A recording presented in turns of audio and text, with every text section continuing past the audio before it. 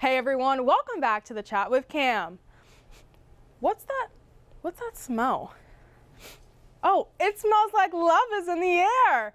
But what if that love comes with a hint of curiosity? The new film, You, Me, and Her follows a married couple who take a vacation and end up adding a new love interest into play that allows them to rediscover their relationship. And get this, the plot is loosely based off of a true story by the film's director Levy Dagerman and his wife and main star Selina Ringel. Take a look. I'm so excited. I think this film is so lovely. It's really dope, honestly. It's just like got all the stuff going on. I first wanted to ask Selena and Dan, where did the concept of the movie come from? Yeah, so it was kind of based on a true story. Dan and I went on a trip to Vegas after we had our son. It was one of the first trips we took after he was born without him. And we were at this club and this woman started hitting on me and she was very beautiful. And I realized I was kind of curious about her and she really wanted to kiss me. And I asked Dan, like, would it be okay if I kissed her? And he was like, oh my God, yeah. So I was like, okay. So we shared this really beautiful kiss. And then after that, she was like, I would really love to get your phone number and see you later. And I was like, oh, okay. Well, and so then I checked in with Dan and I was like, how do you feel about that? Like, can I give her my phone number? And he was like, yeah, go for it. So I gave her my phone number and then we spent the next 48 hours in Vegas just kind of talking about like, what's on the table, what's not on the table, what's allowed, what would make me feel safe, what wouldn't, like all this stuff. And we were laughing so much. We were feeling so connected. Like we were even having like sexy sex. Like it was just like, it was so much fun to like think about what this could look like. And then 48 hours later, we were leaving Vegas. She did not text me, which was a bummer, but we actually started outlining the script because we felt like so much had come up for us that we felt like there was a story to be told here. That's so powerful and interesting all at the same time. I feel like you guys are like a power couple, if you will, especially with this film and tag teaming. Selena, you're wearing a lot of hats, though. You're actress, the writer, producer. So, of all the hats that you had to wear, what would you say was the hardest and which was the easiest? That's interesting. They're hard for different reasons. I would say, that's interesting. I think the most self-conscious version of myself is the actor, right? So the most like the writer and the producer, I feel very confident in my opinions and my thoughts and what, as an actor, which I totally love, and I felt very present in my experience acting, but I have a lot more kind of thoughts of like, oh, did that work out? Was that shot okay? Do I need to do that again? Like I have more of that. So I think that was like one of the harder things to navigate in terms of, yeah, like my own like self-talk, if that makes sense. Yeah. And then I'd say the easiest, even though it's actually kind of like the hardest, is probably the producing, in the sense that I cannot help myself but be like incredibly persistent and like expansive in what I try to achieve all the time. And so I think that has been amazingly helpful for the film, because there's like it's I didn't just produce the movie. I have been producing the marketing of the movie with Dan, and that has been its own full-time job. So it has been enormous, but we've done so many incredible things. We've partnered with 20 brands. We have 5 promotions running, like so much stuff. So anyway, I think that's what comes the most naturally to me. And then also what like takes up the most time, if that makes sense. That definitely makes sense. And I think, because this kind of started off, you guys had your own experience and then you turned it into a film. Maybe you had seen things of that experience through a different lens in a way.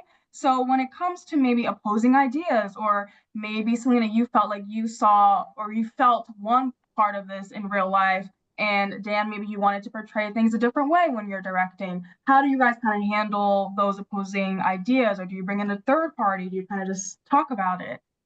Well, that was very interesting. We actually met at the American Film Institute for grad school, and we've been working together from 6 months from after we met. So we sort of have a shorthand with each other that Okay. carries through from the writing stage all the way through to this releasing stage, I guess, which is a blessing and a curse. And a curse. Because when we talk about the insecurities of being an actor and being a director and having your own self-talk, usually you're not voicing that to anyone on the set, but because we're married and we have this intimate relationship, then we're comfortable airing that. And then that triggers your own self-talk. Yeah. So that was the most challenging battle going through this journey, but it's also the biggest blessing because I could never do it alone. I love doing it with Selina, and we have such opposing views and complementary skills. That's very a yin and yang situation. Yeah. And so it's kind of incredible. Well, and we also I think there's some, like, we've learned a lot too. Like, there's a lot of niceties that we sometimes like skip with each other. So it's really funny because well, and we both do it. It's like, we'll have this conversation with Ritesh that's like, so like kind and thoughtful and like, you know, with his feelings and his this and that. And then it's like with each other, it's like, well, did you do it? You know what I mean? It's like, wait, why did you say it like that to me? You know what I mean? And so we've learned and are learning, you know, because we just know each other so well that like sometimes we can like skip a beat. But I think that it's actually been an incredible journey to take a step back and give each other more space. And I think it's helped our relationship making this movie and going on this journey together. Yeah, and appreciating each other. Yeah, definitely appreciating each other and appreciating our differences and seeing how they're a strength. Yeah. That's powerful. I love it. I also want to switch gears ever so slightly because I loved the Raíces Mexicanas that was going on, the Latin diaspora that was kind of infiltrated all throughout the film. How important was that representation for you guys to include? Yeah, pues yo soy mexicana americana, and Oh, perfecto. See, and so part of it is like, you know, I don't look the way people think Mexican looked.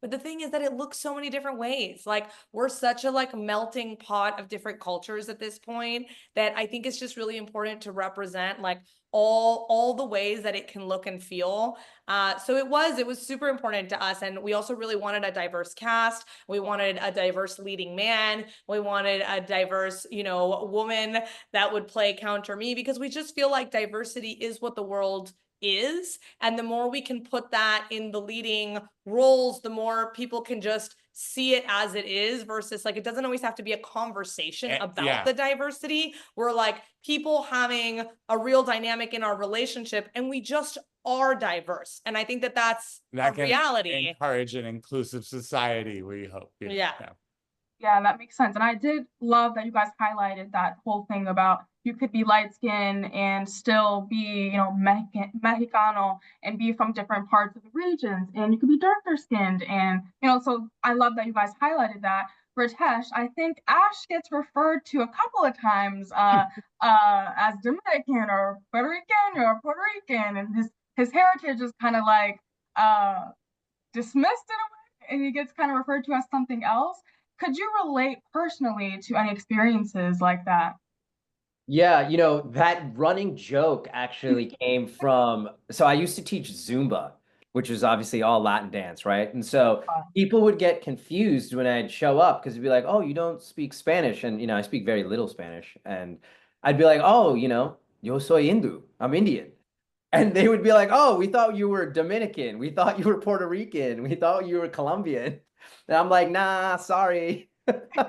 And so we just, you know, Selina and Dan and I kind of talked about those sort of multicultural experiences and bringing our culture to the table in an authentic way that sort of didn't hit the audience over the head. You know, they were just a part of the character, and it's a part of our story. And I think it's very interesting that we both come from cultures that are very sort of machismo, male-dominated cultures. So when Ash and Mags have this dynamic in their relationship where, you know, Mags is the breadwinner, you know, how does that sort of play into both of our cultures and both of our backgrounds, which is usually contrary to, you know, the traditional upbringing of an Indian or a Mexican family, which obviously we wanted to tell authentic stories. And that's something that's changing and evolving every day. So I think you guys did a great job at that. I also wanted to talk about, in the wake of the whole Blake Lively, Justin Baldoni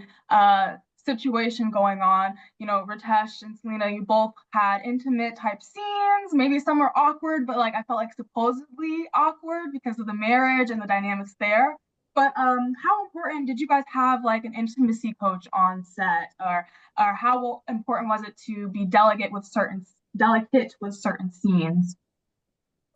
Yeah, I mean, I think we really checked it. I mean, and I'll let Ritesh speak for himself, but I felt just like we really checked in with each other. We really gave each other space. I felt so safe with Ritesh, and I'm really grateful that he gave me that. And Dan too, I mean, Dan's my husband. So that could have felt really weird, and it didn't at all. He did not make me feel like anything I could do would make him uncomfortable. And that's such a safe space in itself. So I just feel like there were so many conversations ahead of time. And there was a lot of like even in certain moments, Ritesh would go, "Can I put my hand here? Is that okay? Like, would you feel okay if I get closer? If you need me to get farther, let me know." And same. I feel like we were both doing that back and forth. And same with Sydney. And so we were really, and it was a very close set. We were a very small crew, but I felt like we were really checking in with each other. But Ritesh, I hope you agree.